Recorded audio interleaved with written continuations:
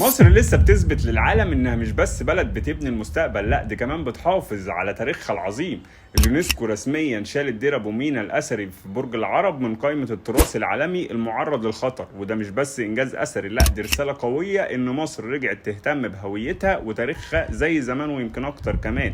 القرار ده معناه ان مصر قدرت تطبق اعلى المعايير الدولية في حماية التراث، وان الجهود اللي اتعملت في الترميم والاهتمام بالاثار بقت نموذج بيدرس عالميا. وده على فكره مش صدفه، لا ده جزء كبير من خطه كبيره شغاله بقالها سنين في الدوله المصريه. يعني فاكر مثلا طريق الكباش اللي خلى العالم كله يتفرج على مصر وهي بتفتح طريق المصريين اللي اتقفل بقاله الاف السنين؟ فاللي اتعمل بقى ده في الاقصر بيتكرر دلوقتي في كل حته، من ترميم المعابد في الصعيد لحد ترميم كنايس ودير زي ابو مينا.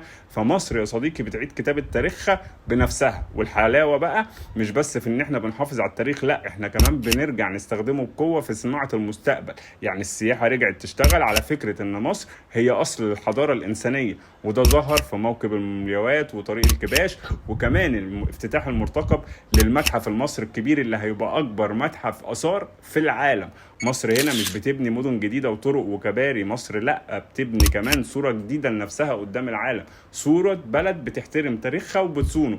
وده مش بس تاريخنا احنا، لا ده تاريخ البشريه كلها. فشارك الفيديو ده عشان الناس تعرف ان مصر رجعت بقوه لهويتها العظيمه، مصر العظمى.